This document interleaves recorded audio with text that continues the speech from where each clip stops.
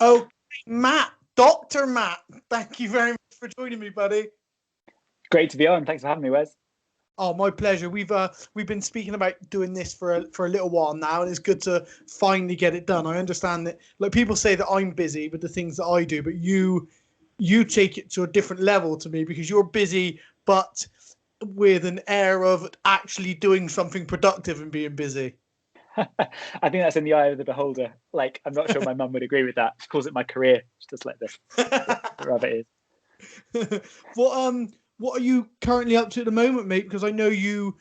Last I heard, you'd become kind of active in being a doctor again because of the COVID stuff and that. Are you still very much in that? Or are you having a little bit of a break from that and getting back to the things that you were focusing on? No, well, fortunately, they don't need me that much anymore, which is great. Like, you're right. For about the last 4 years, I've been doing other bits and bobs. And then when COVID hit, I went back to intensive care in Edinburgh, to my home unit, which was great because all the people who used to be my junior docs were now my boss, so I could relentlessly troll them for the entire time that I was there, which was class. And I did a few months full time there, and then over the summer, kind of stepped back once everything had sorted itself out into some reasonable order. And then this time round, kind of the second wave, like actually Edinburgh and Scotland in general has been in reasonably good nick. So thanks to probably some slightly stricter rules and a bit of sort of demographics, we've kind of been fine. So the Edinburgh ICU's not needed me, and we just moved up to Inverness because my wife has got a job up in Inverness. So I've been in the Highlands enjoying the hills, which has been incredible.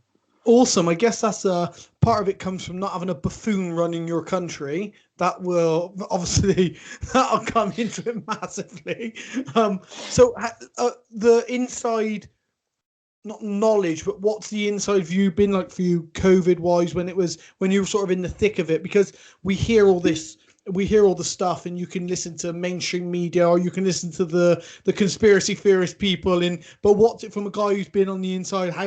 How's it been, mate, through the thick of everything?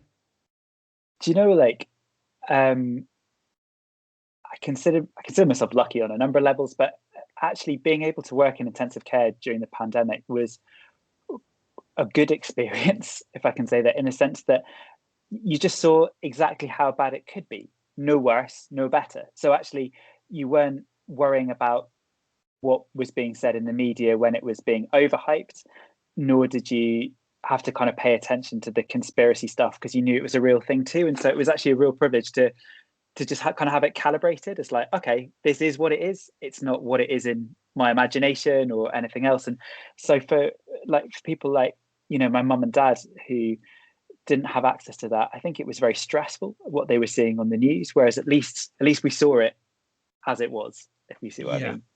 Yeah, I certainly do. But I mean, it must be.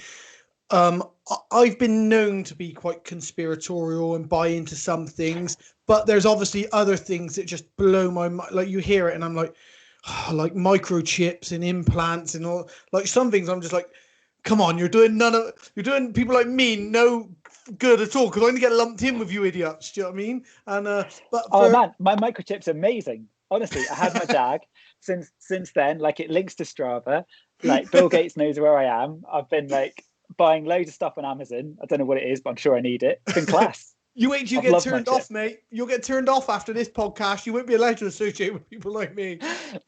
Mate, this has been turning me on. This has been class. I like it's for the work that like people like yourself are doing or have done, and even I bet I can pretty much guarantee what you would say is what you've done is nothing compared to the people who are full time, and I think what it's done is opened a lot of people's eyes maybe to the work that does go on and just how underfunded and underappreciated things have been for such a long time, possibly.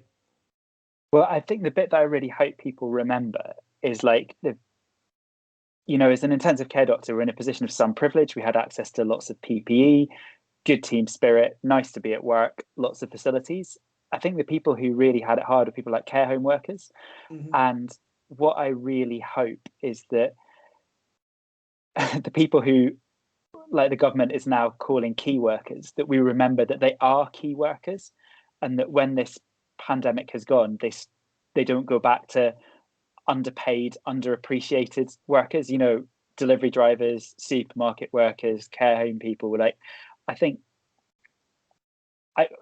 sadly, I worry that our collective memory is such that they'll immediately going back to being low-skilled, underpaid, ignored workers, which is what they were treated as before, as opposed to the absolute cogs of our society. Yeah, it's from someone. My mum spent her last years in a care home, so I've always been very mindful and appreciative of what care workers go through, what they do, the efforts they make. But it is, or it has seemed to be very much until recently, a very underappreciated role. If you're a doctor and you've got the word doctor in front of your name, as soon as you go to a dinner party, you're a doctor, and people people are appreciative that, or they have some sort of respect, you have like an air of authority. When you say you're a care worker, it doesn't come with any of that, and it should come with all the same benefits is the wrong word, like the appreciation as any other role, because it's roles that 95% of us couldn't do. I mean, I'm a man who's traveled the world fighting other men in a cage, and I know for a fact that any man or woman on this planet could do what I do. How successfully, it's irrespective, but they could do what I do. Not everyone can do that care thing, you know, and so it's nice that someone like yourself says that, because hopefully the people listening and the people out there will continue to appreciate what we've learned to appreciate very much now.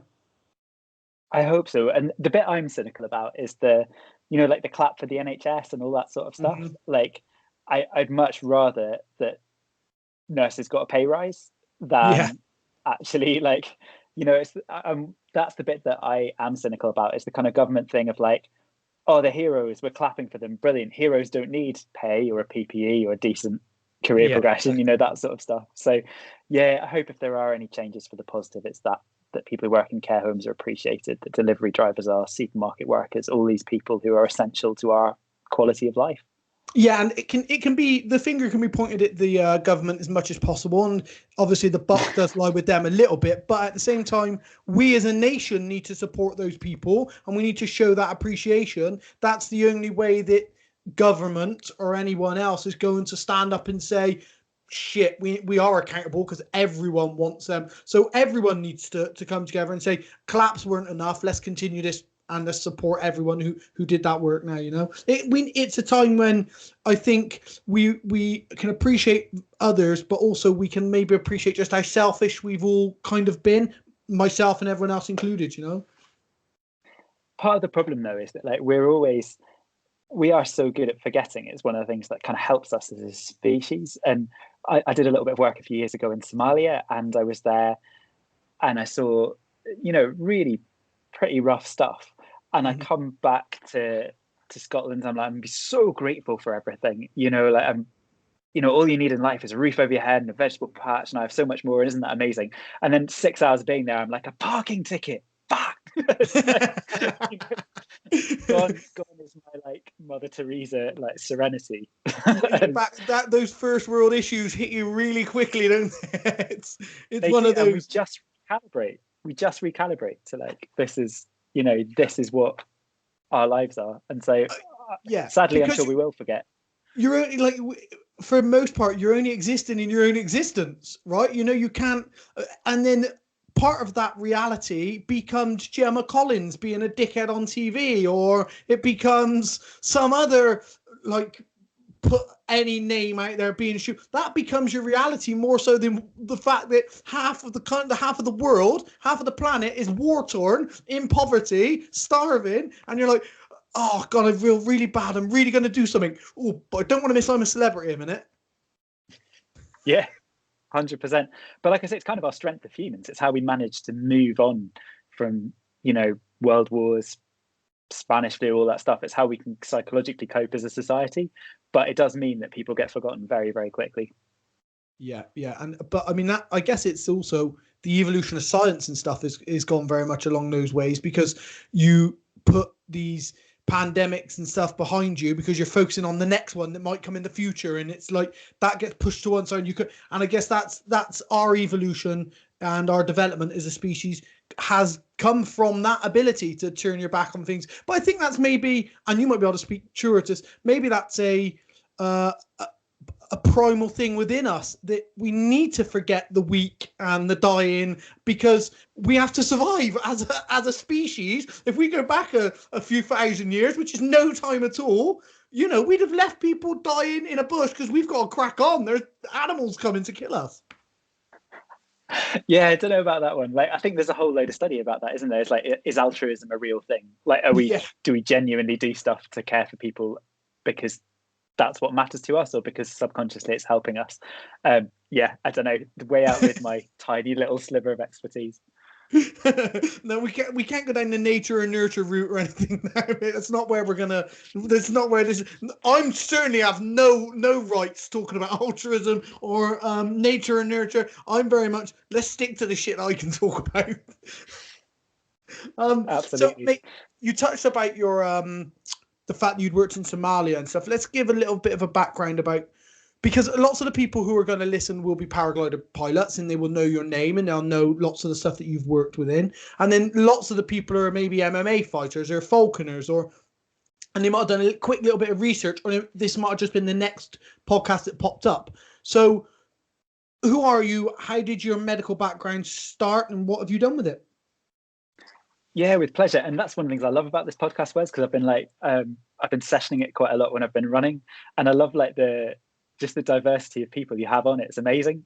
Like, MMA is something I would never look at. Like, falconry is something that's very cool, actually, but I would not really dwell on. So yeah, it's been brilliant. And then listening to people like Tim Howells and Jock, it's been class. So I'm very honoured to be on here. So thank you, mate. I appreciate that, because that's what I thought that I could bring, is the fact that I have a diverse group of people who I know. So, I'll talk to anyone about baking cakes if needs be. But for you to come on and say that you appreciate that, thank you very much. And you don't have to thank me for coming on, mate. You're very much, I've been looking forward to this. So, try and live up to expectation. So I'm a doctor. I studied in Edinburgh, and then I went to work as a doctor. You do your first 2 years kind of wherever they put you. I ended up working in Wishaw and then in Glasgow during the kind of height of the knife crime epidemic. So that was kind of an interesting insight into trauma stuff early on. While I've been at university, I took part in an expedition to Bolivia, where we got a subsidized expedition to Bolivia if we agreed to take a load of random drugs at the top of a mountain. And that was a fascinating insight. That was my first taste of what's now become known as extreme medicine or extreme environment physiology. And so I kind of progressed through the NHS medical bit. I went into anaesthesia and intensive care and did a few years of that. But at the same time, I always had this interest in how environmental forces like low levels of oxygen or cold or G-forces shape us and how our bodies respond to them.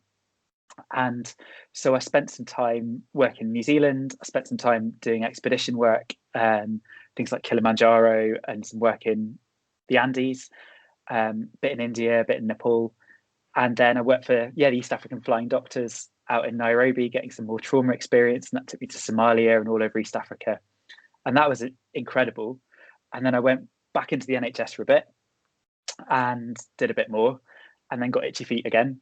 And then ended up doing a PhD at a place called the Extreme Environments Laboratory down in Portsmouth, which is just this incredible lab run by a guy called Mike Tipton, who specializes in cold water immersion and figuring out why people drown and all this sort of stuff. And he's got an amazing team around him, and they were really welcoming. And that was kind of the anchor for me to do a bit of some of the paragliding work that I've been doing. At the same time, a few more foreign trips gave me loads of time to get really deep into the flying. And then that took me to COVID, and that takes me to now. Wow. So, I mean, you're sort of like, where do you start? Part of me wants to go back to taking drugs on a mountain in Bolivia, because we can start with that if you want. Definitely. I mean, I can hear, whilst you say that, I can hear like a festival in my ear and a load of doctors dancing on top of a mountain in Bolivia. Now, was it this or was it something very different? I'd say it wasn't like that, but it was hilarious. Like we took part in the first ever trial of Viagra at extreme altitude. It was like the world's least blinded, double-blinded controlled trial. And the theory was that Viagra was originally developed for people with lung disease, because if you get too much pressure in the arteries in your lungs, that back pressure then affects your heart. And so the idea was that if you had a drug that relaxed the blood vessels of the lungs, that would take the pressure off your heart. And so that was why Viagra was developed. But then people just went, oh, I've noticed something that makes a lot of money. So diverted Viagra down the path for which it's known. But because altitude illness, at least in part, is caused by high levels of pressure in the lungs, it was a really reasonable theory that Viagra might help prevent some altitude illness. So we all went up, this kind of group of students, to 5,300 meters with an altitude profile designed to make us sick. Half of us taking Viagra, half of us taking a placebo. Like I say, relatively easy to tell who was who. And and we all got so sick from the trip that we were staggering around, vomiting everywhere with like a headache and a semi. And then, some of the couples are still together. But it was they really are. But it was a hoot, and that was in 2002. And it was, not only was it a lot of fun, but it made me realize a couple of things. It got me so interested in the fact that some people seemed immune to the altitude, and I did really well at altitude, and I do so badly at everything. I'm like terrible at sport. I trip over my own feet. So I was like, my God, I found a thing that I'm like not genetically shit at. So that was a start. And I can be really high up with a hard on. I've discovered that's my niche. I'm like the world's highest altitude gigolo. What a party piece though, Wes. What a party piece. So, very, very specific circumstances in which you can bring it out. But I was pleased to find it. So that was pretty cool. And I also realized that I could use medicine and science as a bit of a plane ticket to go to really interesting places and meet really interesting people. And so it was a great trip. It kind of sent me down that path. Yeah, it sounds, that could be a podcast in itself, that trip. It does sound awesome. And I mean, the one question everyone's going to want to know, were you part of the placebo or were you part of the actual, the medicine bit? What did you get? Well, either I'm part of the placebo or I've got a problem. Let's say it's the placebo. Let's say it's the placebo. Fixed use of use for the last 15 years. So, interestingly, small little fact on that one though, is that the guy who devised that trial is a guy called Kenny Bailey, and he did that kind of as a side project when he was a junior doctor. He's now one of the people leading the fight against COVID. He's become this kind of world-renowned expert on how you model the genetics of disease. And so for anyone who's really into the science of COVID, checking out Kenny Bailey and the Isaric group's work is highly recommended. He's amazing. That I'll definitely be checking out. It's quite interesting because there was a phase where Viagra was used in MMA fights. Lots of fighters started dabbling with small bits of Viagra before fighting because of the cardiovascular or supposed cardiovascular benefits that Viagra can bring you. Obviously, you don't want to take half of Viagra or a whole Viagra, but it was Viagra and even clenbuterol for a small period. I'd heard of fighters using them at really high level guys experimenting with Viagra because of the supposed cardiovascular benefits that can come from taking Viagra. Which, I mean, let's say that I maybe had took Viagra before in the past. I just from what I know, it makes you really hot and really thirsty. So I'm not sure the benefits. I've never taken it for an MMA fight, definitely. I'm not sure what the benefits may be, but it was a big thing for a little while. People were experimenting with Viagra. That's fascinating. And have you seen Carry On Up the Khyber? When they yes. they terrify the locals by lifting up the kilt. Maybe that's the answer. Is there a lot of banned substance use in MMA? So like I've been in MMA since before it was MMA. You know, it was cage fighting. It wasn't really MMA when I first started. I've been fighting professionally for 18 years now. And there was a lot of banned substances in MMA back then. You know, steroid testing is still very much doesn't happen at the lower levels because it's so expensive. And so go back in the day, it was frequent. I've never taken steroids, not for not for any other reason other than I've always had this thing about steroids fucking up my sex drive and my libido and my chance to have kids later on. And that's the only reason I never took steroids. So I'm not going to pretend that I'm really moral and I didn't take it because I didn't want to be a drug cheat or anything. I just was worried about the side effects that could come from taking from steroids. But I know that it was frequently used early on. And then now at the higher level, like UFC and stuff, there you can tell there are still some people who have found a loophole and they've got ways of getting around it, but it's a lot better than it was 5 years ago when we had people like Alistair Overeem and Vitor Belfort, who these people were, you know, they made the 21-year-old versions of themselves look like absolute weedy weaklings. You know, they were turning up with immense physiques. Then Jeff Nowitzki got involved, who's the guy who brought down Lance Armstrong. And he got involved with the UFC, and these fighters' physiques changed dramatically.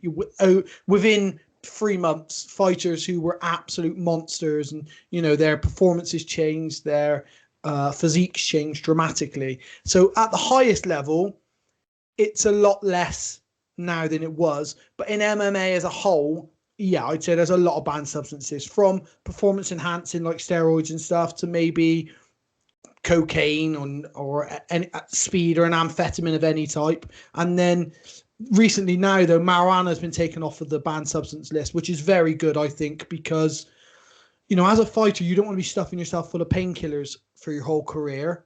But we suffer from this thing. When you train and you get to the point that you overtrain, you find it very hard to switch off and sleep. That's one of my first signs that I've overtrained is my muscles twitch a lot and I can't really, when I try to go to sleep, it's almost like flu-like symptoms. I can't really get to sleep. But if you can smoke some marijuana or have a bit of weed butter in a coffee or something, or a cup of tea, the level of sleep you can get and the level of relaxation that your muscles have, I think it's a very good thing that that's now actually been taken off the banned substance list and that can be explored, because otherwise we're going down the realms of lots of fighters using prescription medication and painkillers, which, as we know, opiates in any form are probably going to be 10 times more dangerous than the effects of taking cannabis. I've got loads of questions. Because I guess in cycling, the reason why that they were taking steroids was for recovery. Mm-hmm. It wasn't so they could get massive, because it was all about enable them to train hard. That was the thing. And so, because it was all about, for them, it was all about power to weight and kind of training volume. And yeah, with MMA, like, is being massive helpful? Like I was saying to you just before the call, like I've watched it because I didn't really know anything about MMA, so I watched a few videos and some of your fights and stuff. It didn't strike me that being a complete tank would be that helpful. Yeah, it's not. So it's one of those things. This weekend we saw a guy lose he's probably one of the greatest jiu-jitsu players to ever do the sport, and he fought in MMA, and he has fought in MMA and done very well. And you see in the first minute or so, 2 minutes, he's very dominant, very strong, but he's very muscular, very muscle bound. And you can see that he fatigues very, very quickly.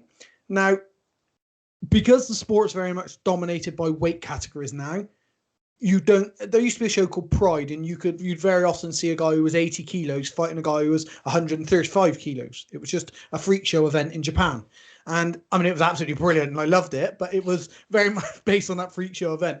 Now, the bigger guys are obviously a lot more powerful, a lot stronger. But if you're bigger because you're enhanced, then all the things that come along with carrying an extra 10 kilos of muscle will be quicker fatigue. Obviously, lactic acid threshold will deplete massively. And so you do see that the guys who are bigger, it's detrimental in terms of performance if you look at it from the longevity of your performance. If you're going to fight a 5 minute round fight, the guy who's on steroids, unless he's obviously got a really good EPO cycle as well, is probably going to fatigue a lot quicker than a guy who's very clean and carrying very much his body mass, which he's meant to carry, you know?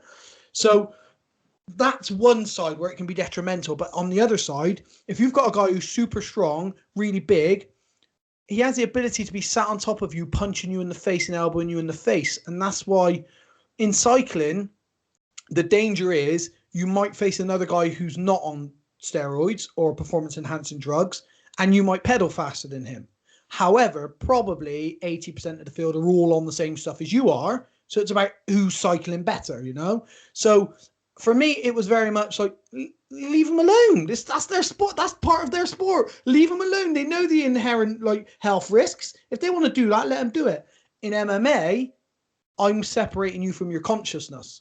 Now, if I can do that because I'm a lot bigger and stronger than you and I'm elbowing you in the face and I'm a monster, there has to be moral and conscience implications to that. You know, you can't allow someone to go in who's performance enhanced and smash another man's face in, you know? I mean, that seems a reasonable starting premise, doesn't it? And I know they're using cocaine and amphetamines to make weight or for aggression. It will be for a number of things. Lots of people will use like for suppression of appetite and stuff, and then for making weight, etc. Yeah, it will be used for that, but also that little kick, that little bump, that little boost in the smaller.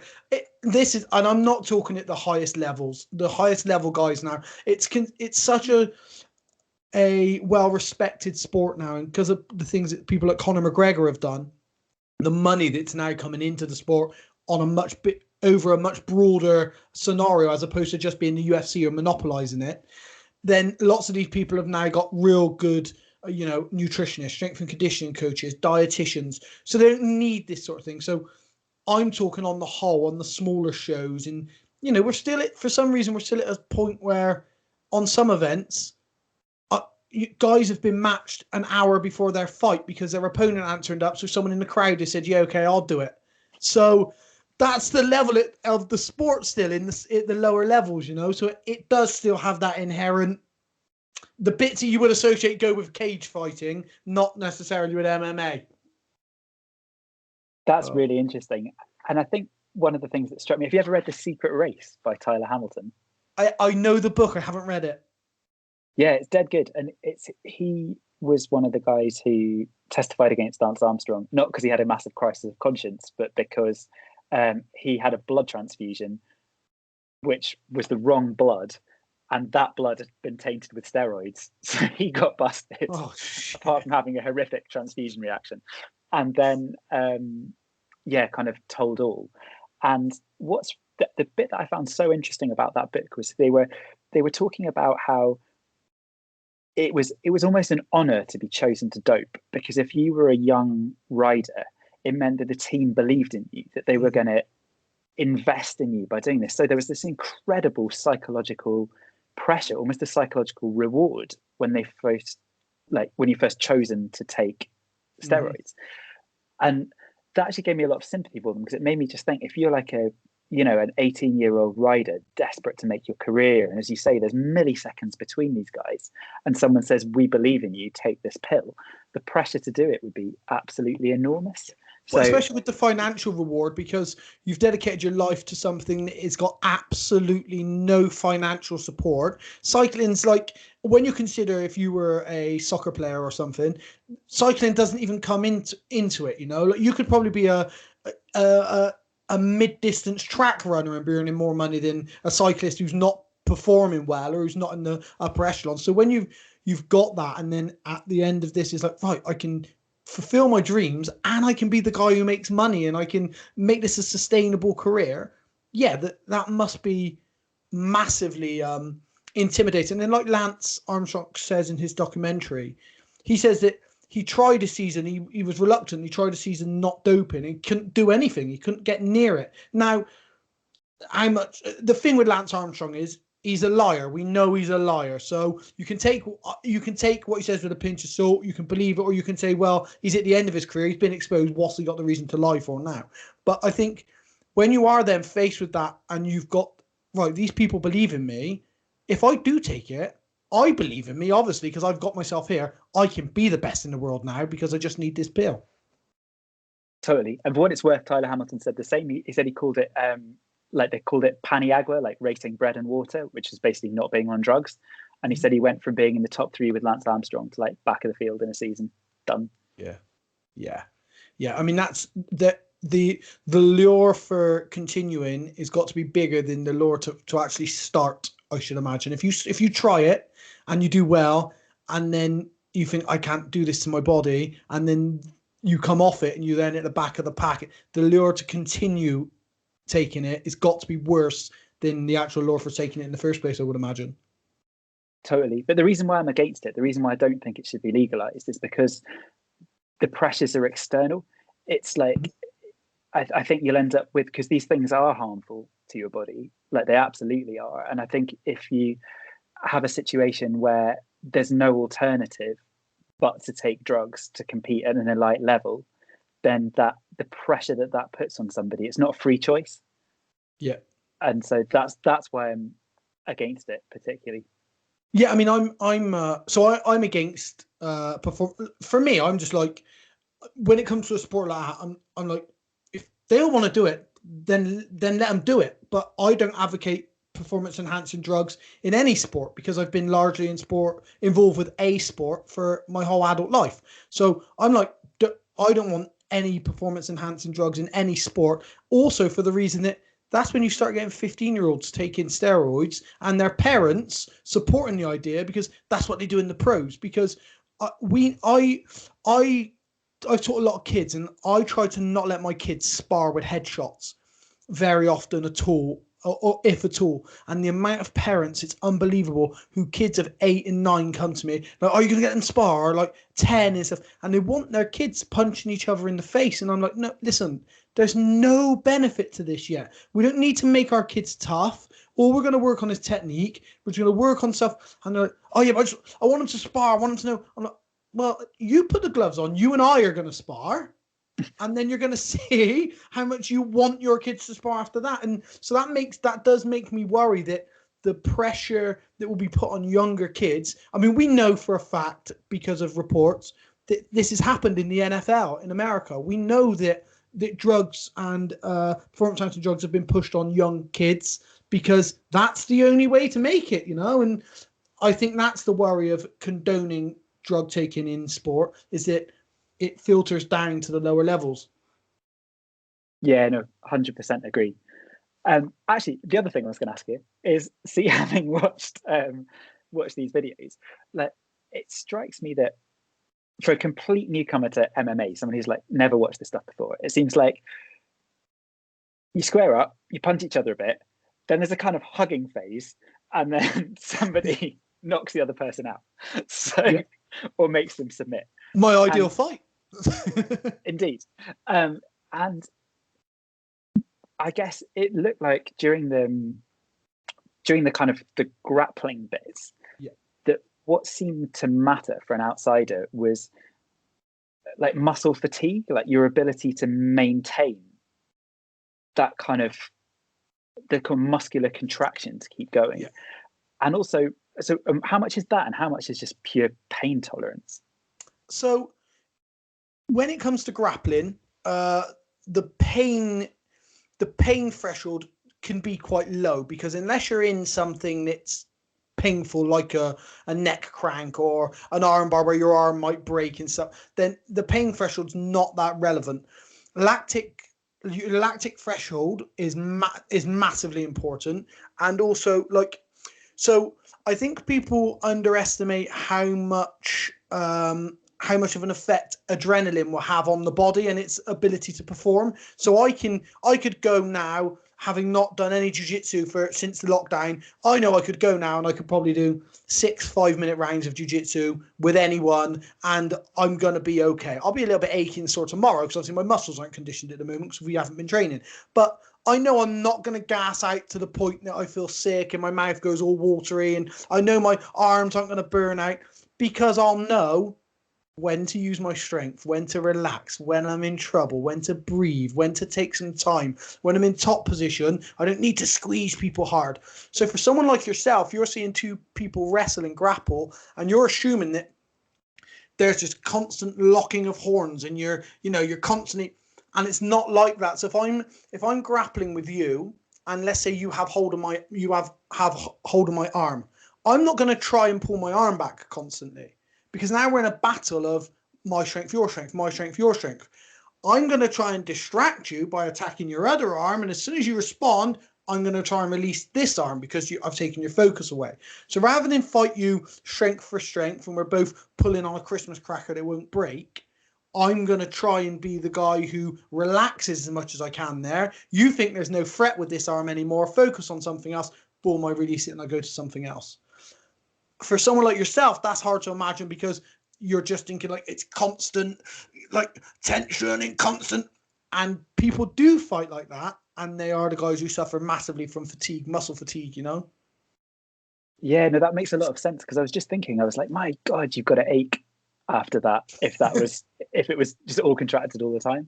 And you see, that must require a lot of situational awareness. Like you must have to be able to be very present and calm. 100%. And I think I've been very open about why I think I've lost some of my fights. I think I've only probably ever fought one guy who, if we fought again, the percentages would probably be in his favor every single time. I'm not saying I can't beat him. I obviously can. I wouldn't have fought the guy, but that's only one guy in my whole career that I would give that to.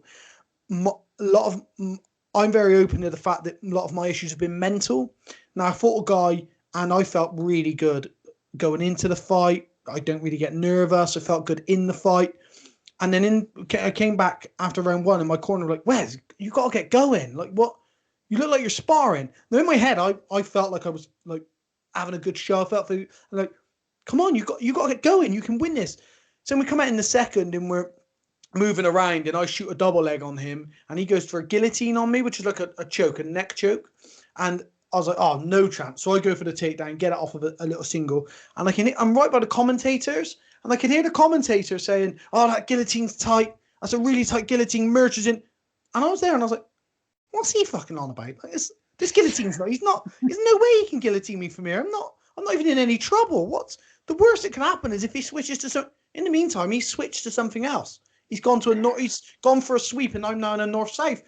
And it wasn't until after the fight I was like, a couple of times I've just not been there, if that makes sense. I'm sort of like listening to what the commentator's saying, or I'm absorbed with something else. And I think that the best way is being present, being completely in the fight. And it's not that I ever didn't want to be there, or I was scared of getting a hit, or any of those things, because I'll be the first to say, come on, I was petrified. That's why, I'm just not one of those people who would make up bullshit. I would just be like, I shit myself. So yeah, I just, for some reason, and I'm sure I could have done some work psychologically over the years and got to the bottom of it, but I didn't start to show a real interest in the psychological aspect until it was probably too late. But yeah, that I feel has let me down, the psychological aspect, in that I wasn't present in the fight. I was like sort of too,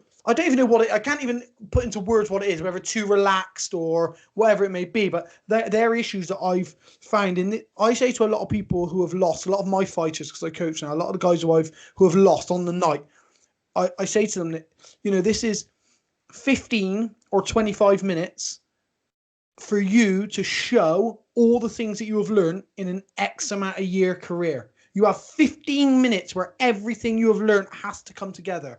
Your game plan has to work. The psychology has to work. Your weight cut has to have gone right. The nutrition, that weird gurgling feeling in your belly because you've ate loads of sugar and you've been dieting for a month. That has to go when someone's punching you. All the attributes have to come together perfectly, and you have to remain a focused, competitive athlete for 15 minutes. That's hard. That is hard work, and there's only a certain amount of people who can put that together consistently, and they're the guys who are at the top. That makes a lot of sense, and I think that's kind of that's one of the things that makes particular sports really engaging, is like when you have to bring everything that you are and everything that you've learned against something over which you have very little control. And I think that's why I love flying. It's the same thing. It's because you can't cheat nature, just in the same way that some guy who is, has come to you with exactly the same intention. Like you have to give it your all. And there's something very honest and I think endlessly appealing about that. Yeah, that's exactly it. That's the allure for me, really, is that, there's no bullshit. I'm going to fight another man in a cage. You can say all you want before the fight, and you can say this about your mom and his wife, or you can do all these things, but at some point, someone is going to shut the doors and we're going to fight. Now, I've heard people lose and make excuses, and I hear it. You'll never see that from me, because I'm like, I've just gone and fought another man and he's beat me. Like, that's the bullshit of it. And it's the very same thing. I've took off with a paraglider. I've gotten a thermal. Everyone's gone up and I haven't. I've done something wrong. The bullshit aspect's gone, because you're either on the floor or you're still flying. You're either in the fight or the fight's over. That's how it is, right? Oh, 100%. And yeah, that's why I love flying so much, I think. So how did you get to flying from, were you flying before you were studying, or is it something that you looked at before you were studying, or did you stumble across it, or? No, so I started when I was at university. I got involved in the whitewater kayaking club. Like, whitewater kayaking up in Scotland is just magical. It's fantastic. Mm-hmm. And I made a load of friends there that are still my closest friends today. And we went all over Scotland, and we went a bit to Canada, we went to the Alps. And it was a brilliant experience for a number of reasons. It got me the tightest, most wonderful group of friends. When you're young and you're like, it feels like you're risking your life for the pursuit of a common goal. It's a very bonding thing. So it got me that, and it got me passionate about the outdoors and that feeling that being in the outdoors can bring you. But also, it was terrifying, and I went way too fast, and I conflated lots of things together. I conflated what bravery meant, all sorts of things. I didn't realize when I was doing it that you're brave if you're doing something that you're scared of. If you're not scared of it, you're not brave. And so I'd be with all these people who were amazing, and I'd be like, my God, I'm such a coward. Like, I'm doing it, but I'm terrified. And they don't seem scared at all. And it's just because they were like better than me. And so they were doing it really well. And that was just a really useful learning experience to separate what was true courage and what wasn't.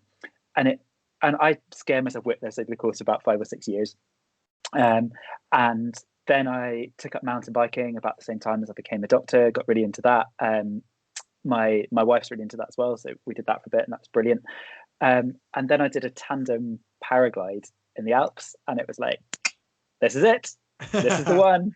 And so it took me a little while. It took me like a little bit longer before I could actually get the cash and the time together. Where did you do your tandem? Where was it you did your tandem, mate? Did my tandem in Morzine. Okay. Which was super cool. And it was like, in retrospect, like most tandems, I got properly ripped off. It was like 3 minutes and I paid loads of cash. Just a top to bottom. Yeah, 3 minutes top to bottom. But if you're going to do a top to bottom, you could be on the Blorange in South East Wales, or you could be in Morzine. So same thing. But it was enough just to be like, this is something wonderful. Got to do this. And so I went to New Zealand to go and work as a doctor there. And there was a guy who was teaching it. And I signed up for him for a week's course. And like, even just like day one of ground handling, like everyone else had stopped and I was still having a complete ball. I was like, if it doesn't get any better than this, it's still brilliant. Yeah. And then it was a cool place to learn, like a place called Tamata Peak, which in retrospect, it's really not an ideal beginner site. Like, it's just a massive cliff. But I just sort of assumed that was kind of normal.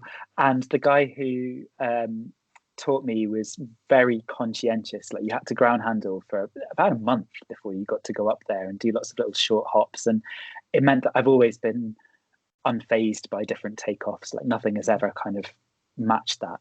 And I just loved it from there on in, and I've done it as much as possible since. But the great advantage of the kayaking was that I was able to pace myself. I was able to know when I was pushing it too far, when I wasn't. And I'm very fortunate. I've been flying for 10 years and it's never been scary.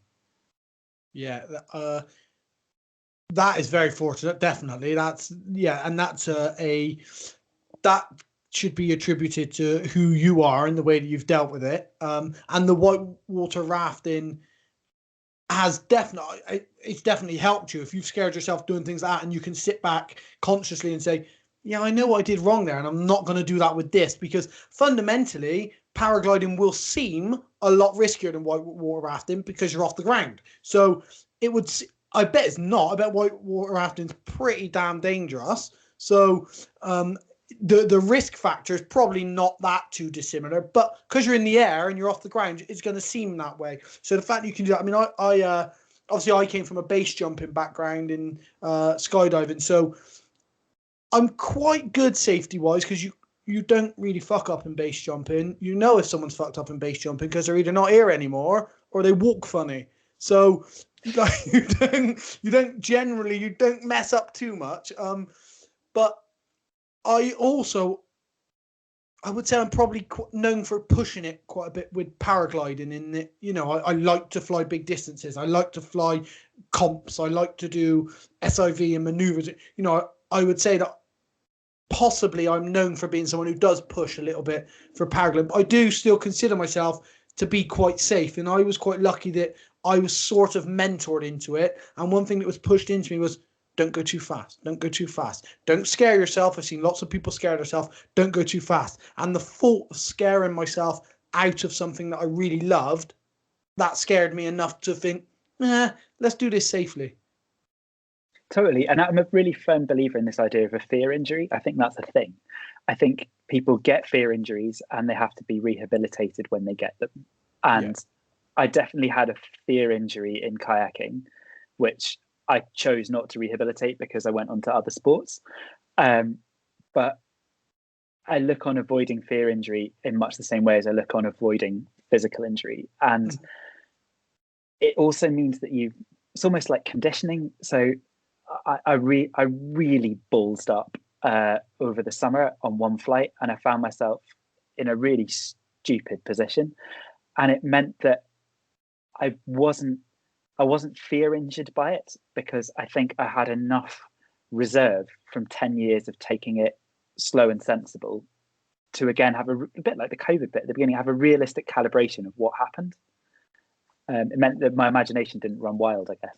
Yeah, exactly. I think I did a little talk a year or so ago, and on YouTube, just because lots of people were talking to me about fear, and I did a little talk, and it's trying to get people to understand that fear is not a response. Being scared is like a response to something. If something happens, like your chair tips back, you're scared for an instant. For an instance, you're scared, like, you know, immediately, and you're like, oh, I don't want to fall. But the second that's over, if you now worry about falling off a chair again, that's fear. And that's very much man-made, or the manifestation of the scarring from being scared. So it's getting people to understand that the fear, anything to do with fear, is generally something that's never happened, but you're imagining it will, or you're thinking what could do. And that's what you're saying about a fear injury, is that, you know, you've scared yourself, and how you let that manifest itself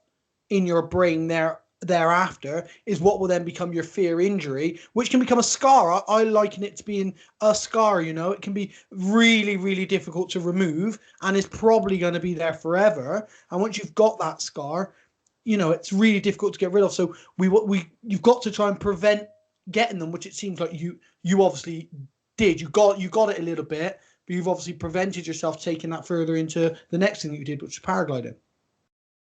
Yeah, I think so. And I think that's a good way of looking at it. I listened to your fear talk. I thought it was excellent.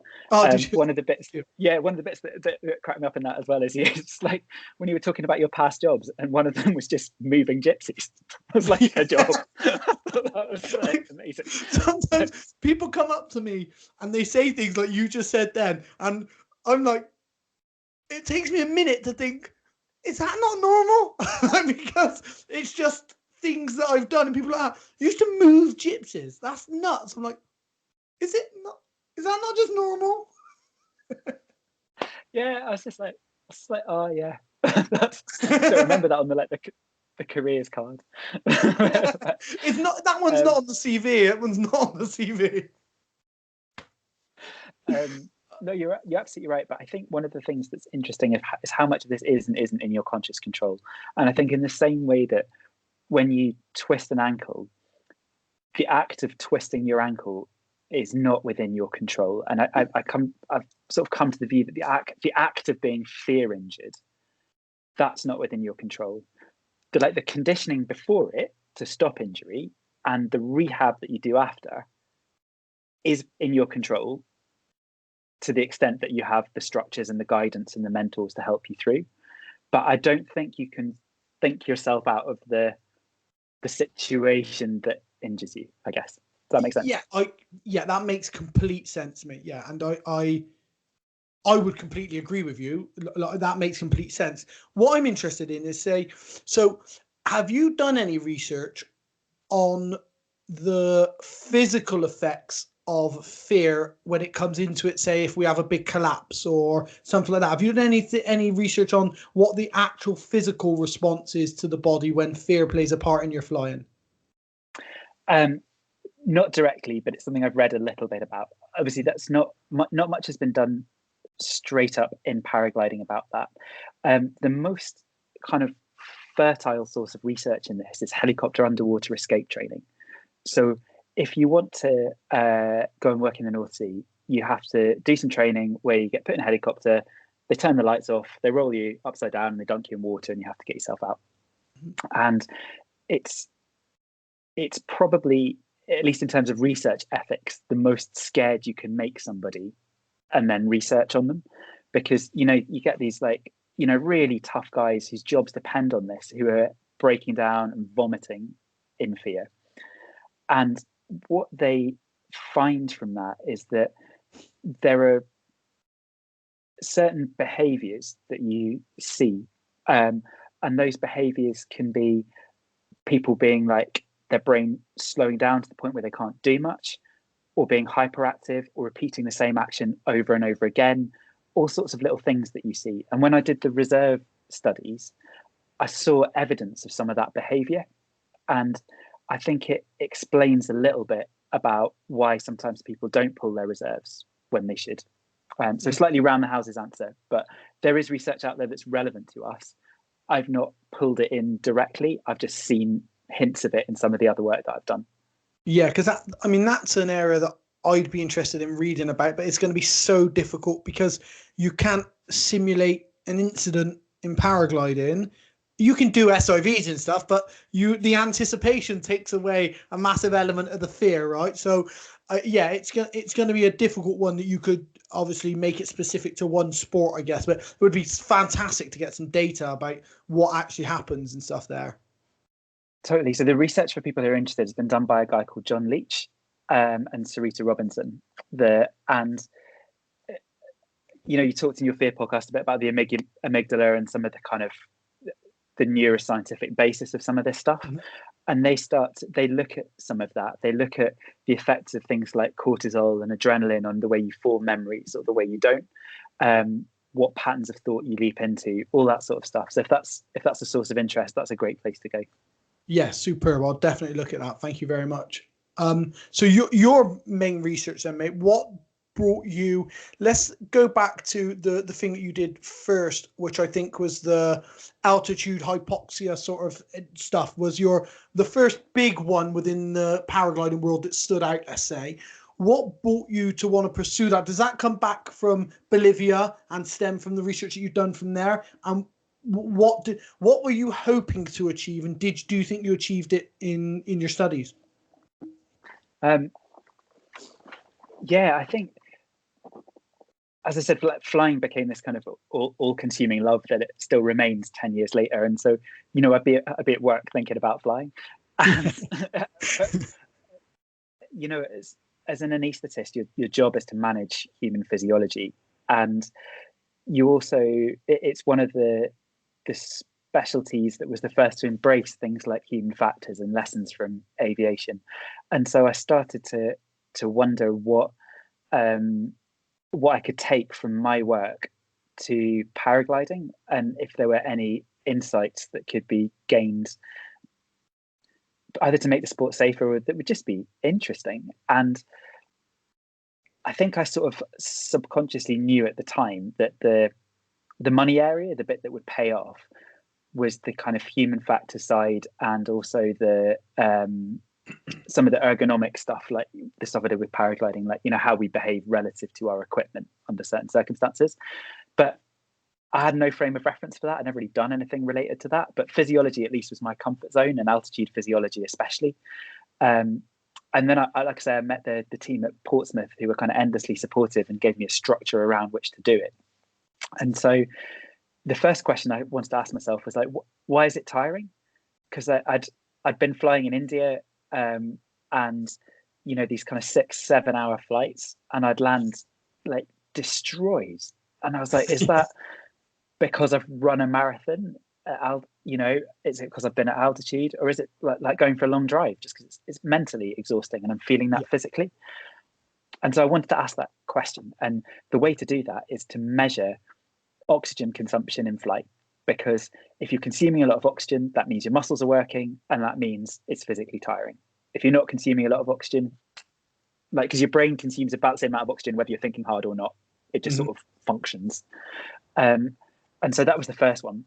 And so with the support of Jock and Chris White and Josh Sanderson and Coco Lamy at the Sharp Open, we went and we put what became known as the GIMP mask study. We put these kind of blue rubber masks with turbines on, so we can measure oxygen consumption. And we got 4 pilots to fly a couple hours in the Sharp Open, and we looked at how much oxygen was consumed. And then we went to Flyo, who have been another amazing supporter of the work, and we did the same thing but with acro. And we kind of showed that actually it's not very physical. Like, it's in your head. That's the bit where it gets tiring. Mm-hmm. And that sounds really obvious, but I didn't think it was a given before I started, and I wanted to know, because it would have so much implications for training and other things if it had been a physical thing. Still think being in good shape helps you, but I think being in good shape helps you because of your ability to maintain like isometric contractions, your ability to hold the same posture for a while. I think it's that kind of stuff that's helpful, not if I become like an amazing marathon runner. I don't think that's going to make me a better pilot, except in terms of mental discipline. Yeah. I mean, that you say that it seems quite obvious about the mental side of things, but I think the physical element, because obviously, conversely, I've spent most of my life in physical attributes, like as in being a fighter, etc., and a coach. So for me, I would be thinking, you know, like, how much of this is physical? There's got to be a demand on the body when flying. But because one thing I noticed when I've flown a long time is my forearms ache a lot. Now, I've got big forearms, just randomly have big forearms from judo and stuff. So I noticed my forearms. Don't brag, Wes. Don't brag. That's my only claim. That's my only brag, is the size of my forearms. Like Popeye. That's my anatomical prowess right there. So when I started flying my Enzo, people said, "Oh, how'd you find it from the Zeno?" I'm like, my forearms ache a bit more than flying the Enzo. And then, so I would have been curious to know, you know, how much demand is there physically? I mean, obviously, your back's going to ache, your legs are going to ache, you're sat in a prone position and all these sort of things. But I think maybe even pilots underestimate that mental, the demand on you mentally, because people assume it's serenity when you're flying. People assume that you're up there and, wee, isn't that pretty? And you get people then like Harry, who's taking amazing pictures, and people are, oh, well, if you can do that, and I've taken phone calls and stuff while I'm flying, and people think that nothing's actually going on. But I guess even if you're at a plateaued level of, you know, your fear, you're quite plateaued, and you manage to stay in this constant level of where you are emotionally, the planning the next cloud, and, oh, am I going to make this thermal, and am I going to do this? And so when you put that then with the maybe oxygen deprivation in the bits that you're not thinking about, I guess the physical demand is, now that you've said it, it seems obvious. The physical demand is the one that's the drain on the system. Sorry, the mental, you mean? The mental is the, sorry, yeah. Yeah, no, I think you're right. And I think, so to sort of split that up a bit, I think, yes, there are some physical demands, but they come from maintaining the posture and the weight on the brakes. And that can definitely be trained for. But I think that can be trained for as much through flexibility as strength. So I think if you have good core strength and you've got nice flexible like hammies and quads, then that then translate up the muscles in your back to stop it being too achy. The mental stuff, and I think serenity can be fatiguing. Like, I find it particularly serene and relaxing. That doesn't mean it's not knackering at the same time. Yes, you're right. There's a huge amount going on mentally, and I think that's one of the reasons why we stay engaged in the sport. And I think that's one of the, if you want to look at it as a danger, one of the dangers to us is that of mental fatigue. Hypoxia is a separate component. So I think at the kind of levels we fly in the UK and at alpine altitudes, hypoxia is a thing, but it's not a particularly big deal, because we're not exercising hard enough for it to become a big deal.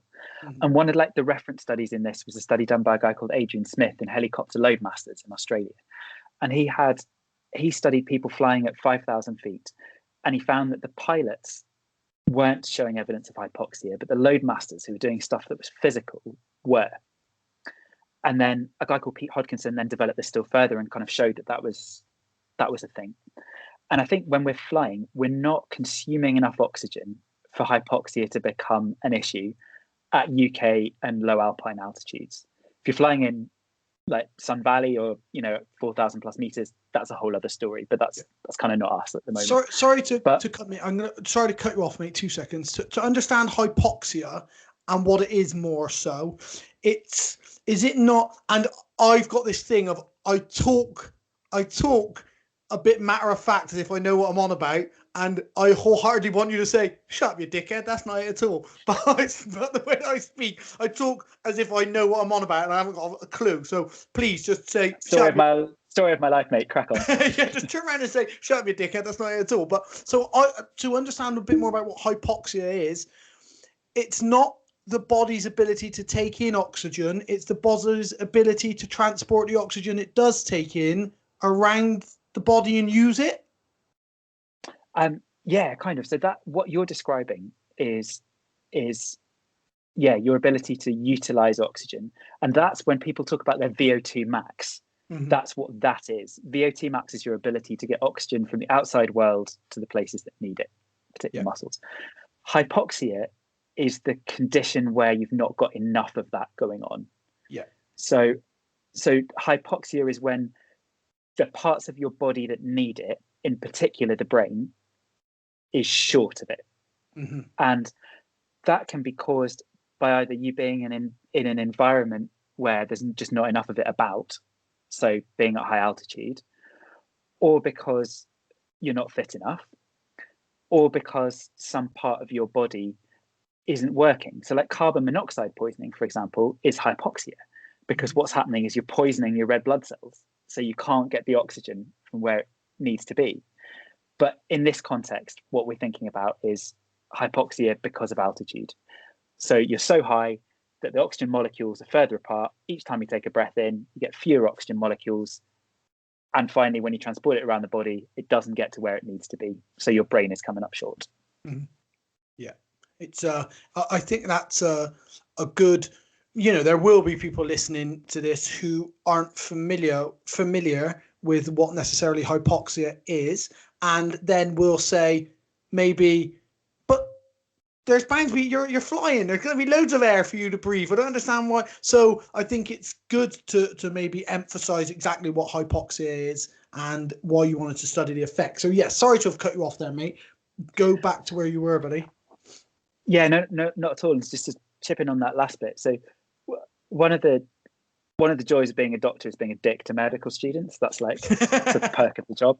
And one of the questions that you can ask people is, what percentage oxygen is at the top of Everest? and they it's like puzzle and they're doing maths, and it's the same. Like there's 21% oxygen at sea level and there's 21% oxygen at Everest. But the difference is that because the pressure is lower, those oxygen molecules, even though they're in the same proportion, are further apart. Yeah. So when you say, yes, there's plenty of air to breathe, yes, there is. It's just that the bits of air that we're interested in, the oxygen molecules, get more and more scattered the higher up you go. Yeah. So it's like, I guess it would be like drinking water and drinking carbonated water, you know. It's just one of those things, like there's the same amount of oxygen or the same amount of water, let's say, but there's I fucked this up, haven't I? I know what I'm trying to say, but I've not said it properly at all. I know exactly what it is that you're saying. I wanted to relay the fact that I understood. I wanted you to know that I understood that, and I fucked it up. And now I'm one of those junior doctors. I'm not. I'm the janitor. You're taking the piss out of him now. You're a bully, Matt. You're a bully. Never take the piss out of the janitor. Yeah, but basically, I understand Scott? What you're saying. So your lungs are sucking in the same quantity. They just don't contain the same amount of things that we need from it. You got it. Exactly right. Exactly that. I could have said that just like that, and that was saving you. Well, mate, I could have said that just like that as well. So that's true. So I guess the bit that I was going for before is that if you're flying at the kind of UK and alpine altitudes, there might be less, but there's enough, providing that you're not doing that much physical exercise. Mm-hmm. If you're into hike and fly, and if you land on the top of Mont Blanc, and then you start running to take off, then you're suddenly doing exercise, then there's definitely not enough, and then you run into bother, which is what we saw last year. Yeah, and so MMA fighters have been known to go to places like Mexico City a month or 8 weeks before a fight because the obviously the altitude and stuff compared to where they live. Or if you train at, say, Denver, Colorado, I went training in Denver. When I was in Denver, I trained in Denver Springs, and I was shocked at how much of an effect that had on me. And people there was a famous fight, a guy called Cain Velasquez. He's a heavyweight guy known for being the cardio god, the fittest heavyweight of all time. He fought a guy called Fabrizio Verdum. Verdum went to Mexico City 8 weeks before the fight. Cain flew down like 5 days before, and Cain gassed. And people were saying you can't underestimate the effect that trying to have that work rate and that output in these conditions will have. So I guess the MMA guys listening can relate it very similarly to the same thing. Totally. And I mean, that's an interesting question in itself, is the training value of being at altitude. And there's definitely a sweet spot there. So once you've been at altitude for a couple of days, your body starts to acclimatize, and it takes about 7 days for your heart and lungs to fully acclimatize. And then over the course of the next kind of month, you start generating more red blood cells. And that's what gives you, when you then come back down to sea level, that's what gives you the boost. It's like taking EPO. It does the same thing. It's actually your body produces EPO when you're up there. Yeah. That's what produces the red blood cells. The problem is that it's also taking a toll on your body. And you also can't train as hard for the reasons you've just said. And so it's actually still a little bit controversial as to whether spending a long time at altitude gives you a net gain.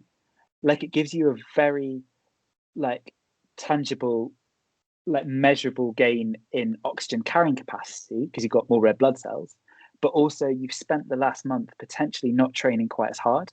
Your blood's become a bit thicker, it's flowing less well, you've had a bit more inflammation in your body. And so it's kind of interesting. You'd think that'd be one of those things that we're totally sold on. Training at altitude, definite boost if you're an MMA fighter or something like that. Actually still a tiny bit controversial and still a bit debated.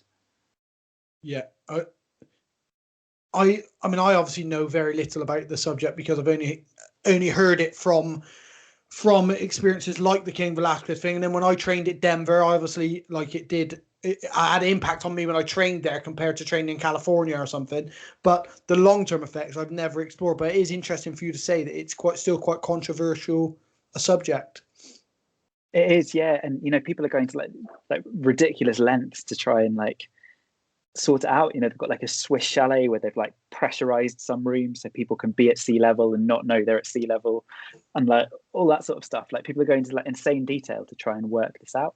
But I also think it's really sport specific, and people tend to do these studies on like usually Nordic skiers just because they're absolute units and they're really, really driven. And so I think one of the things that we're learning in sport in general is that, a training method that works really, really well in one particular discipline may not be the one for another discipline. And also the studies that you do, it's really important to think about how much you can translate. And actually the most kind of shameful and obvious example of that is pretty much every study in sports science until recently has been done on young blokes. And when you actually, I think it's like sports science just discovered that women have periods and that might affect their performance about kind of 15, 20 years ago. And that maybe the study done on the young bloke might not apply to like half the population.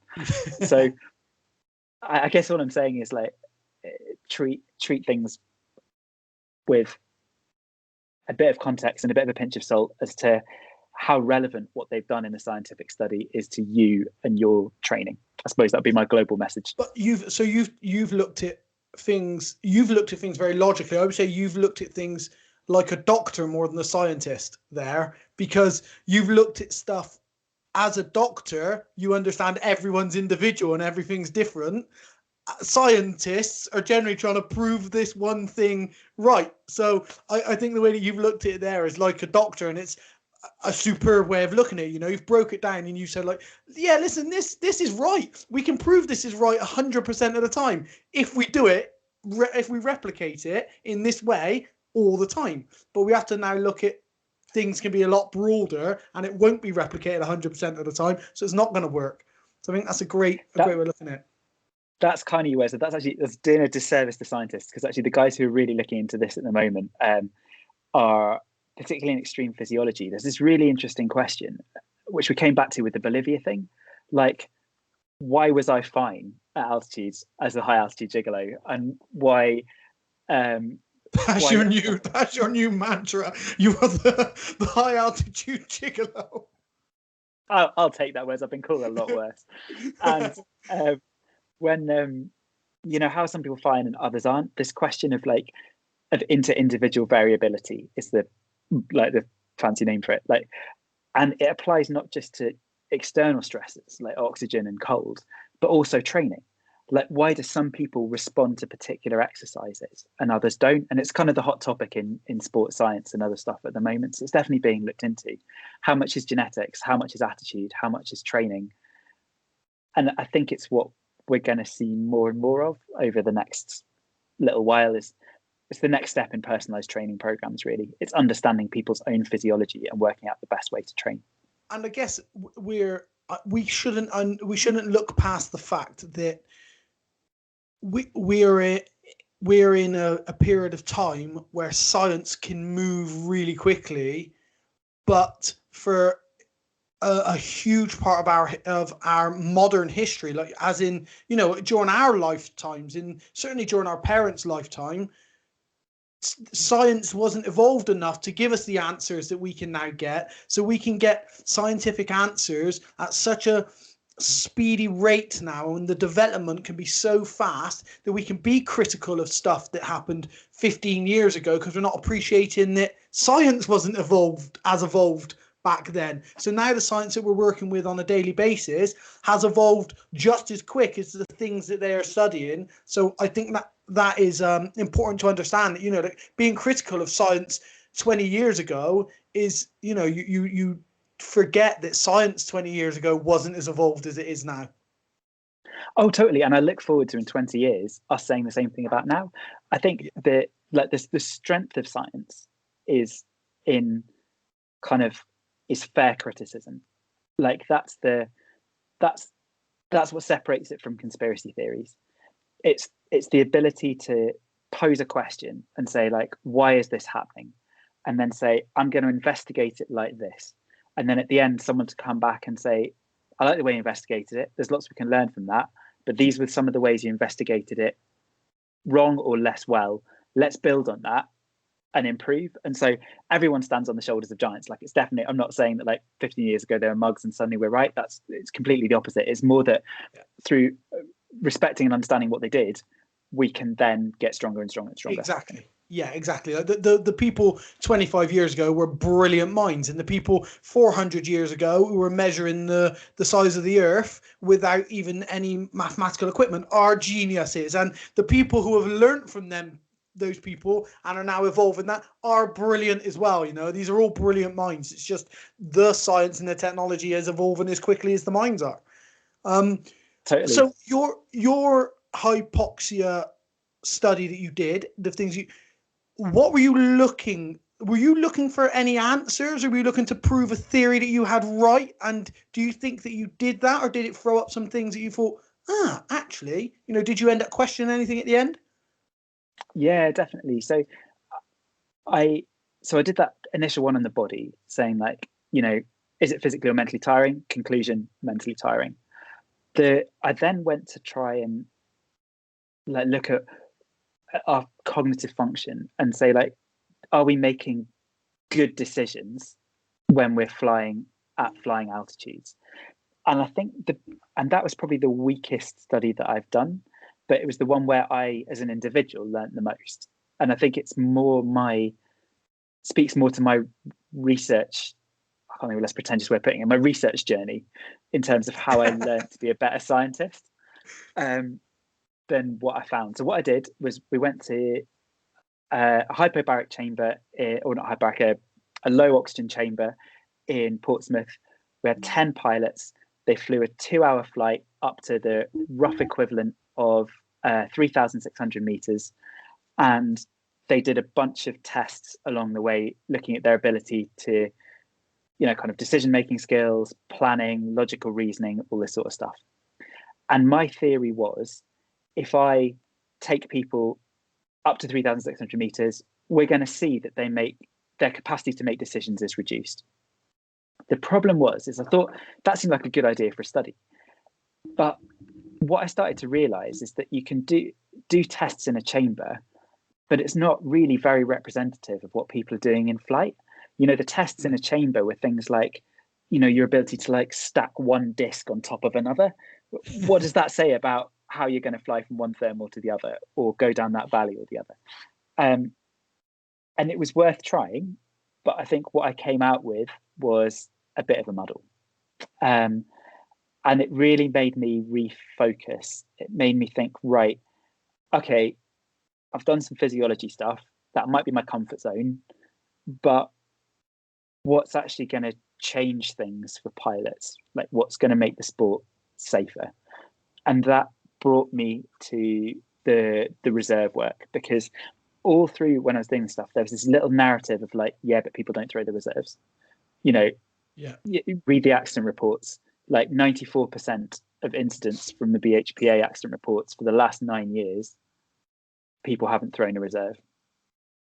Now, I would wager that in some of those 94%, it would have been a good move. Yeah, definitely. Yeah. And so that's when I started to look at that. And so I had this amazing opportunity through the Thames Valley Hang Gliding and Paragliding Club to get their Big Fat Repack, which is a cracking event. And we used that as an opportunity to stress people out a little bit and then let them go down a zip line, try and chuck the reserve as fast as possible. And we filmed it. And from that, we started to pick out ways that people behave under stress. Some of the stuff we were talking about earlier. Do they freeze? Where do their hands go? Where do their eyes go? How can we design kit better? And so we made some recommendations from that. And that was very well received by the community and very kindly looked at by the community.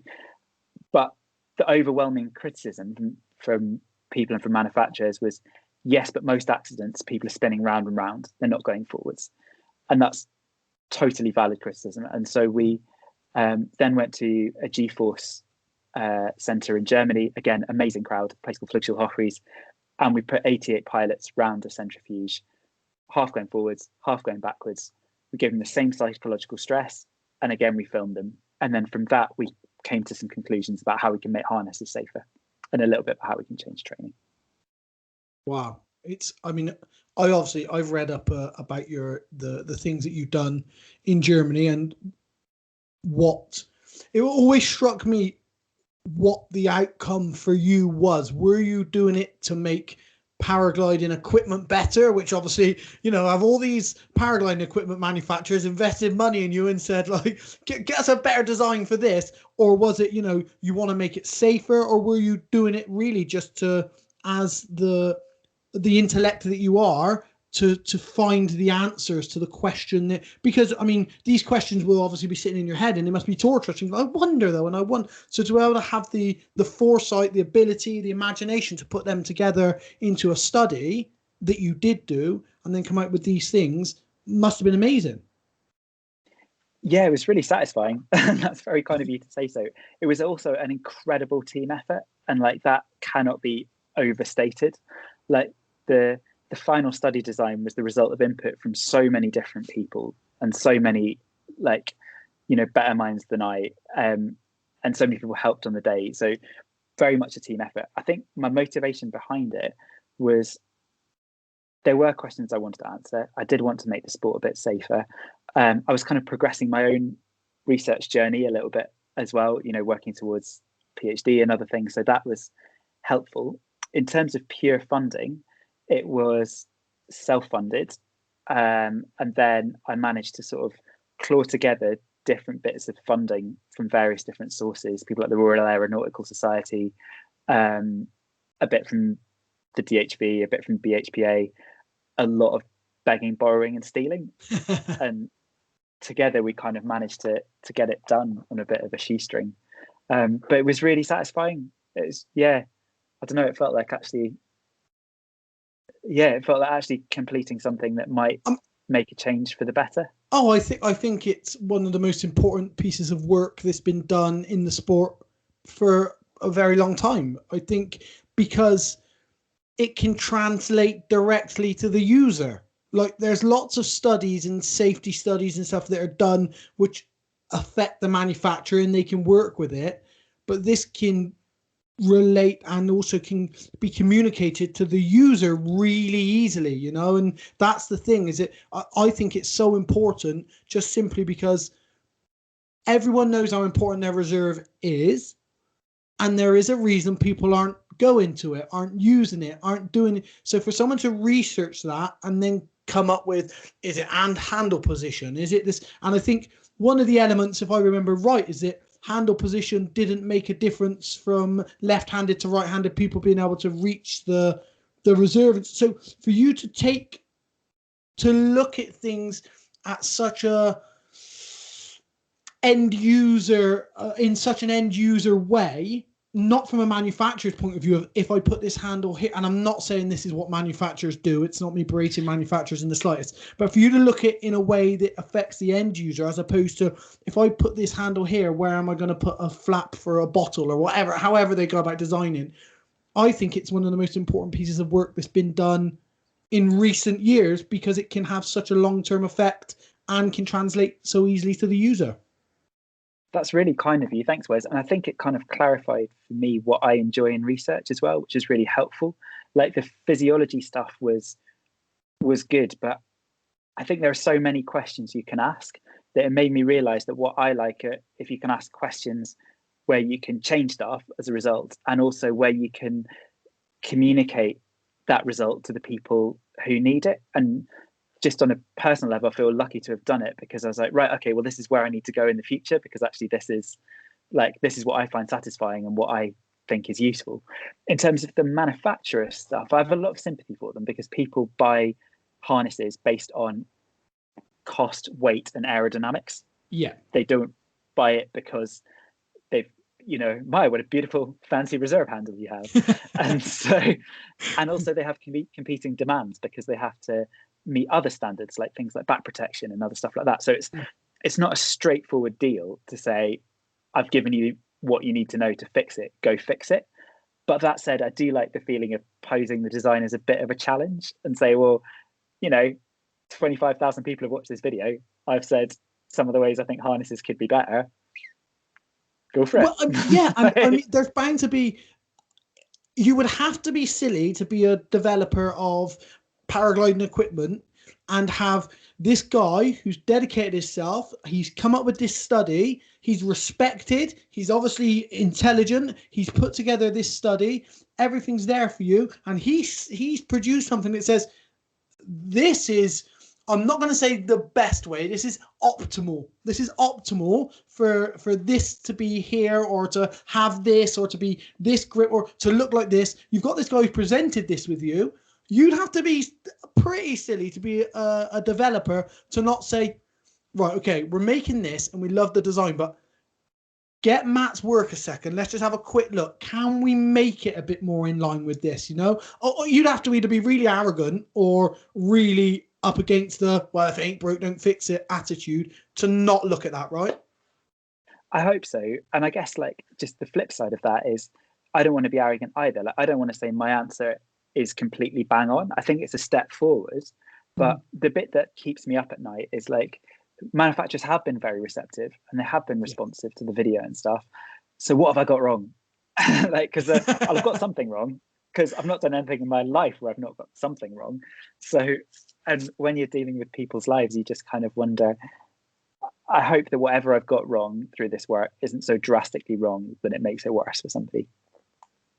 Yeah, I mean, which I'm sure from talking to you and seeing the work, I'm sure it's not. And are there like any bullet points to the conclusions that you found that you can tell us that the changes that you think need to be made from your point of view? Is it as simple as, look, Wes, handles are 4 centimeters too small and other wrongs?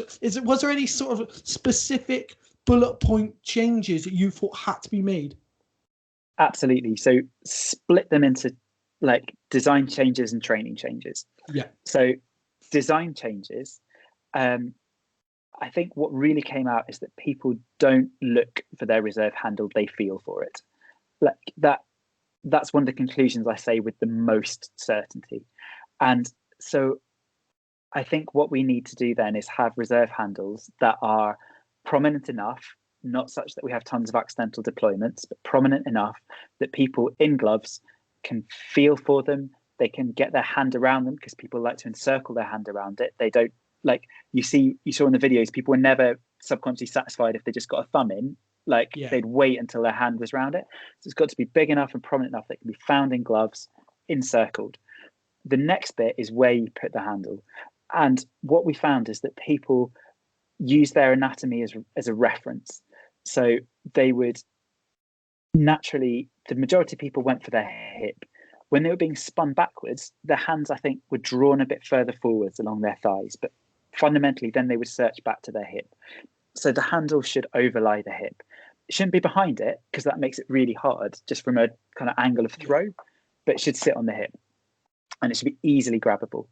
Then once you grab it and chuck it, the reserve bag has to come out in basically whatever direction you pull it, because some harnesses are designed such that they're designed to be pulled outwards, but we found a large proportion of pilots like to pull straight up.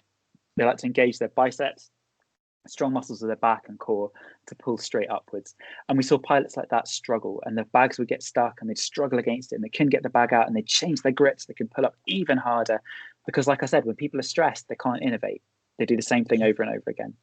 And so I'd like to see it that no matter what direction you pull the handle, that bag comes out. And I think those were like the key messages for designers. Mm-hmm. For training, it just struck me that we just need to get closer to our reserve. You know, the sort of soldier going to bed with his rifle type thing. Like, we need to love our reserve system.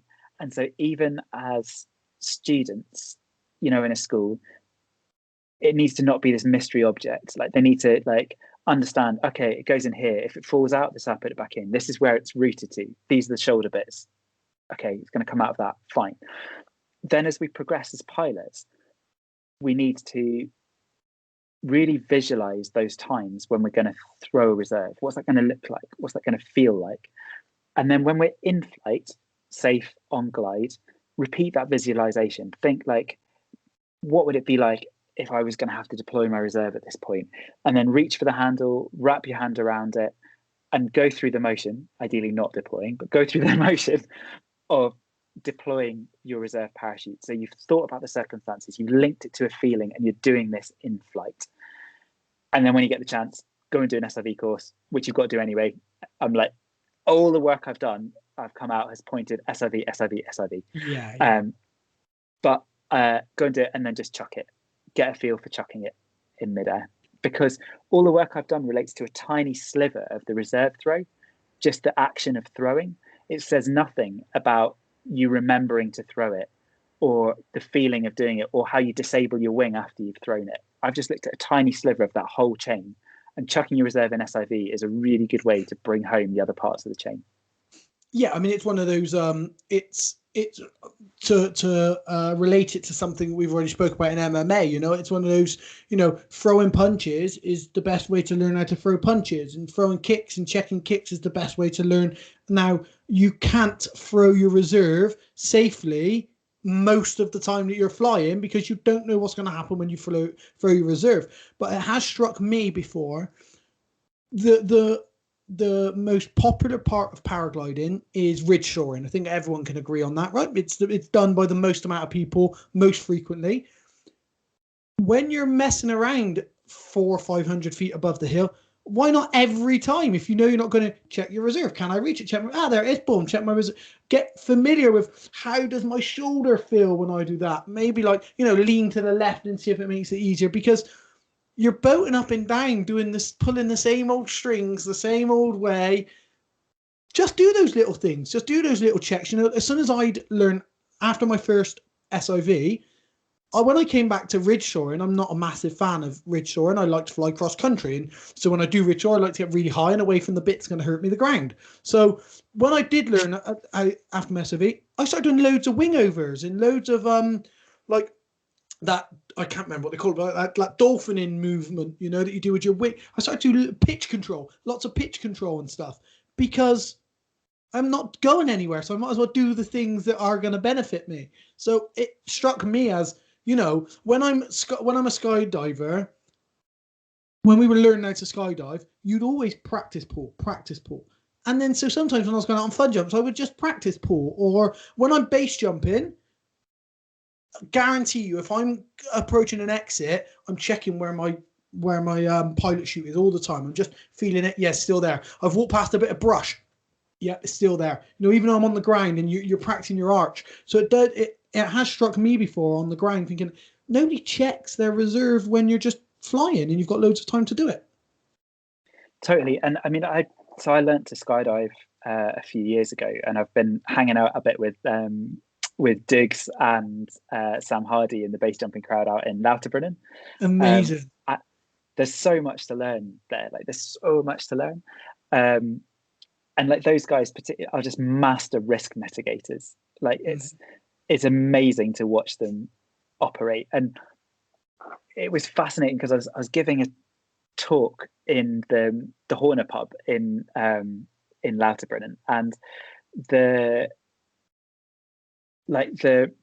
half the room you could see were like these guys in like their late 30s and early 40s who'd been base jumping for like 15 years and had not sprained a finger.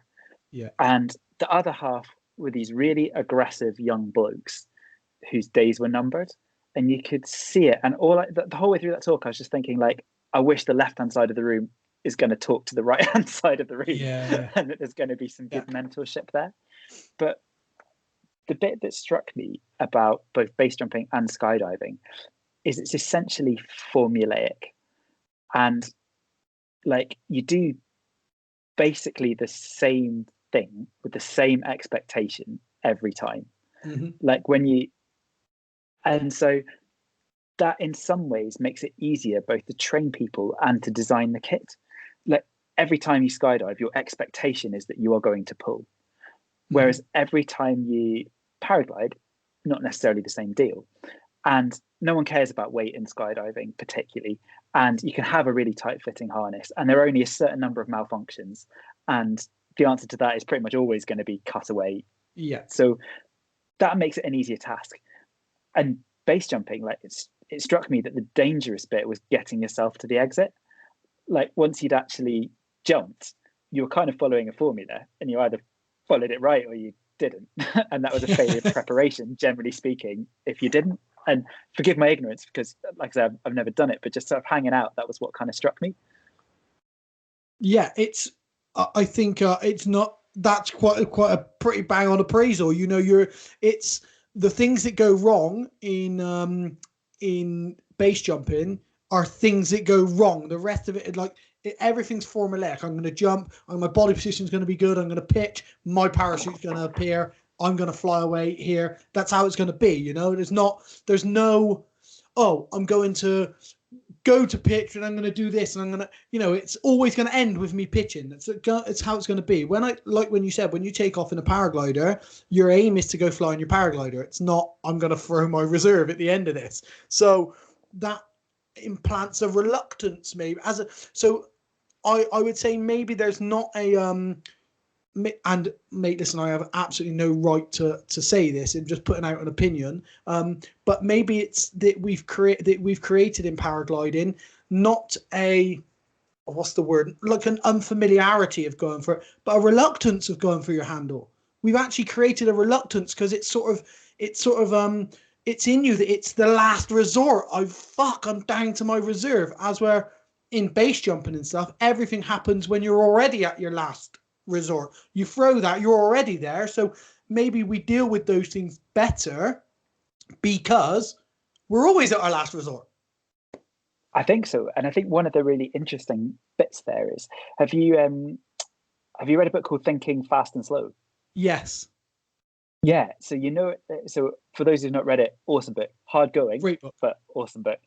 And in there they talk about humans' reluctance for small losses. So like, even if we stand to gain something big, we've got a natural reluctance to lose something. Even if, so we're like guaranteed to lose a small thing, but we might gain something big. We're really reluctant to do it. So when like you have a malfunction in skydiving, you don't lose anything by cutting away because your wings are already fucked. Like you know, that's what you do. Whereas like when in paragliding, there's always the potential for loss with throwing a reserve. You know, you've potentially lost the rest of your flight. You're going to end up in a tree. You know, you're going to have to get someone to get you down. It's going to cost you a fortune. You have to get your paraglider serviced. You're going to have to repack your reserve. It might be the end of your holiday. You know, it's like guaranteed loss. And you might just be able to save it. You might just be able to get your wing back and avoid that loss. And so I think we tend to loss avoidance, even though in reality, we know that if you chuck that reserve, what you might be avoiding is paralysis or death. Mm-hmm. But because it's not as certain as in skydiving, I think we subconsciously gravitate towards avoiding loss. And that's what makes us fight. Do you think that the culture maybe comes into it as well, in that it's sort of seen as inevitable that you're going to have a cutaway in skydiving? I've never had a cutaway, but I'm 600 and something jumps. I've never had a cutaway in skydiving. I know a guy who within 40 jumps had 2. So it's one of those things that it's kind of inevitable that at some point you're going to have a malfunction, have a cutaway, and they're sort of celebrated. And you go and you give the packer who repacked your reserve a bottle of whiskey or some money, and there's sort of a thing around it. You know, it's not inevitable in paragliding that you're going to throw your reserve. It's sort of seen as the disaster. It's sort of seen as, if I've got to throw my reserve, I'm already in shit. That is it. It's the end. Oh my God. And it's seen as this massive deal, when in actuality, I think what you're saying is it's probably going to have been the non-event that would have saved your life. It's now a massive deal because you didn't. Totally. But I don't consider myself any less vulnerable to those same kind of thought patterns that we all land up in. But I think you're right. And I think there's a cultural element to change there. And I think, again, at the root of it, it comes down to SIV. Again, it comes down to, I would love it if paragliding became a culture in which we celebrated instability and collapses and turbulence. Obviously you don't want to celebrate a collapse in the wild, because that's a sign of a lack of active piloting. But but I would love it if we didn't operate under an assumption of passive safety. I fly an NB glider, it's going to look after me. Good. but go and do an SIV and learn to look after yourself, like with the tool that's been given to you. And you don't want your first SIV. You don't want your first SIV to be when you're trying to save your own life, having never done an SIV. You don't want it to be over your local flying ground. That's the first time you're in a spiral or something. And I push the SIV thing very much like yourself. You just don't want that to happen for the first time, because I think people assume that AB gliders are safe. And I think if you were to go and do an SIV and do a rapid exit, or watch a rapid exit on these low-end gliders and see just how dynamic these things can be, people would be like, oh shit, I need to do one of them. I need to do an SIV. Yeah, and I would frame it really positively though, that like every SIV I've done, I've enjoyed paragliding more after I've done it. Yeah. I think I've done 6. Like every time I come out, I'm like, yeah, this is great. I can do this now. I've got this much more control. I've got this much more feel for my glider. It's class. And so, yeah, you want people to understand the power and energy of their wing, but I just also want people to enjoy the sport more and relax and feel like they're in command of what they do. And yeah, so I was really talking to Marlin before, after I did my last SIV, and I was speaking to Marlin, and I was like, Marlin, I would say, and like tell me if I'm wrong, I would say that SIV doesn't make you a safer pilot. It makes you understand what your wing is doing. So I'm no safer because the air is the air. It's going to do to me what it's going to do to me no matter what pilot I am. If I'm going to get a collapse, I'm going to get a collapse. You're not teaching me stuff that's going to prevent that. If it's going to happen, it's going to happen. What it's teaching me to do is it's giving me the familiarity of what happens when the shit goes wrong. And when that shit goes wrong, it's giving me that thing. So that makes me understand my wing better, which is what everyone could benefit from that. And I know I sound like I'm preaching to people like, go and do this, you should do this, I like this. And I know people have done SIV and it has scared them and they haven't enjoyed it. I get that, and I can't, it's not for me to say, go and do this, go and do that. I'm a base jumper and I did it, because I'm just going to sound like a dick. But I do honestly believe that if you take into account that it's not designed to make you safer, it's designed to make you understand what's happening and what's going wrong. And the more we can understand about what our wing is doing at any point of flying, that will in turn make us safer. Absolutely. And I think I would say and preach to say go and do an SIV, but I'd say go and do a good one. And by that I mean one that takes account of you as an individual and what your needs are. And all my SIVs have been brilliant. I've done ones with Jockey, I've done ones with Flyo, all great. But it needs to take account of your individual needs and where you are as a pilot. It needs to bring you on just enough. And done right, I think it's conditioning against fear injury. Because it, as you say, it helps you understand what your wing's doing. It stops you feeling like you've been in a situation where you are out of control and you don't know what's going on, which I think is one of the ways in which people get fear injured. So I just think it's just an incredibly worthwhile thing to do. I couldn't say enough. I completely agree with you, mate. That's one thing we'll always agree on there for sure. So what's the plan for you next, mate? Have you got any other big studies that you want to look at, anything in the pipeline? Or are you looking to progress the one that you've finished, for want of a better way of putting things? What's the next step? I think there's just so much to be done. It's hard to know. So I feel like I've advanced a few little causes. So Jockey and I developed a first aid and trauma course, and that was good. And I'm in the process of handing that on to another doctor and paraglider pilot to do the doctoring side along with Jock. So that's one thing that we're trying to advance. And we've done this reserve stuff, which is great. And then there's this big glaring thing that is back protection. We always break T12 to L2. So that's got to be something we can fix. If we're always breaking the same bones, like you've got to be able to make that better. So that's one of them. Then there's the kind of psychological side, and again, like this, I am genuinely interested. If I think about like how I can make paragliding safer and more enjoyable, the sport I love, then I'm very interested in, again, this fear injury side, how we work around teaching and culture to promote safety and also to promote enjoyment, like to get rid of accident shaming, all those kind of things. There's loads to do there.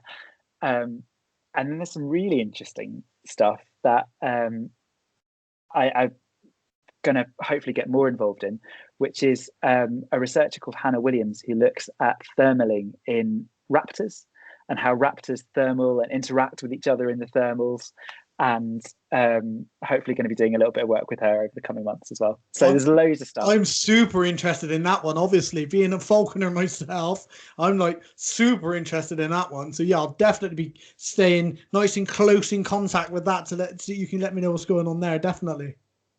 Absolutely, man. Well, when we've done it, I'll let you know. You can get her on the show, because it's I can't say too much about it, unfortunately, but it's cool. Yeah, like that's going to be really fun. It sounds uber cool, mate. Listen, we're like an hour and 45 in. I am going to let you shoot off.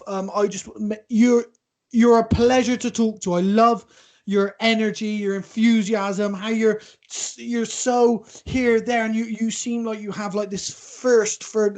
I want to know the answer to that, and I want to know the answer to, and like that really excites me. That's why I do these podcasts, because I think that when someone reads Dr. Matt Wilkes and they read the stuff that you've written, you can come across like a doctor, and then when you talk to you and you actually see who you are and how excited and infused you are, that's the best bit. You as a person is the best bit of all of the research you've done, So and also so kind of you, Wes. But also you put up with me. That's the main thing. You put up with me asking stupid questions and making silly remarks. So that makes you even more appreciative.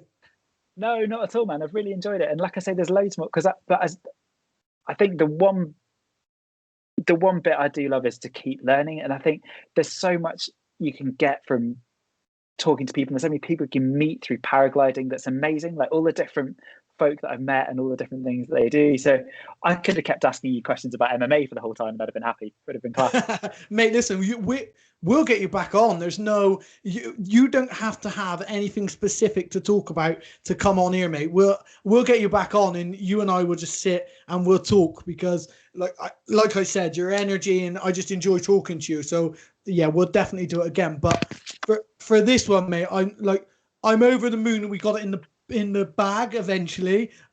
Thank you so much for coming on, mate. I hope that everyone who's listening will give you a follow. Do you want to give a shout out to where people can follow the stuff that you've done and where they can watch, etc.? Sure. So the Free Flight Physiology project is the name of what I do. So that's freeflightphysiology.org. We're on Facebook, and occasionally on Twitter and occasionally on Instagram. A lot of my stuff gets published in cross country. Huge thanks to those guys, have been enormously supportive throughout. And you can also, specifically the reserve stuff, freely available videos on YouTube, and they're all run through Andre Bandara, who, again, amazing guiding, amazing things in paragliding. So if you go on his website, you can find those videos as well. So kind of scattered incoherently all over the internet. And also just look up your social media, I guess, because you're going to post links to everything that you're putting out. So follow it on there. Yeah, I'm a bit rubbish at social media at the moment, but I'll try and get back on it. Well, mate, listen, as I said, thank you very much, mate. It's been an absolute pleasure having you on, and we will have you on again soon. I'm already looking forward to having you on again. Look forward to it, dude. Thanks so much. Take care of yourself. Cheers, mate.